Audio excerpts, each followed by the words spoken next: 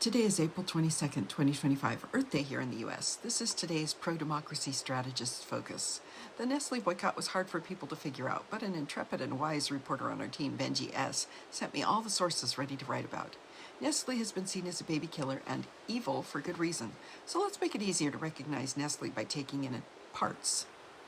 Some ice cream brands that belong to the Nestle world are Häagen-Dazs, Drumstick, Extreme, Movenpick, Maxibon, and Antichi Gelateria del Corso.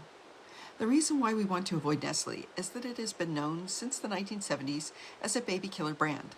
Last year, Euronews reported on the added sugar in the baby food Cerelac as being in higher proportions of sugar depending upon the country. Apparently, Nestle squeezes as much of the unhealthy additives as possible in countries with weak policies.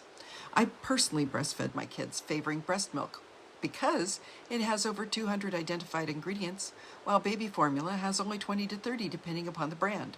Why choose to short your baby of the other 170 to 180 ingredients? Yet Nestle continues to push their product in much of the world as healthier.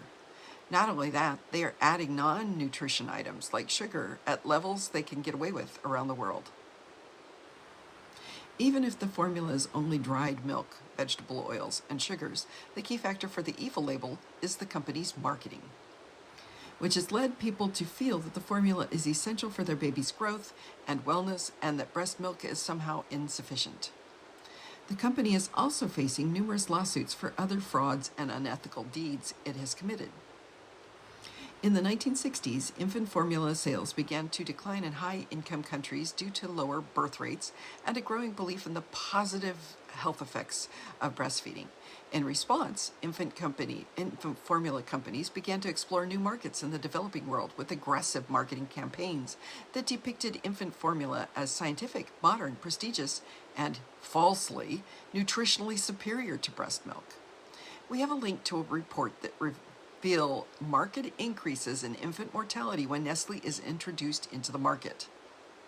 This math is equivalent to a 27% increase in the infant mortality rate for populations that were monitored and amounts to about 212,000 infant deaths per year at the peak of the Nestle controversy in 1981.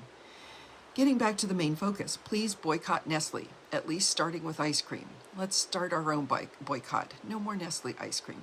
Start with a week and see if you can avoid it for longer as well. I am.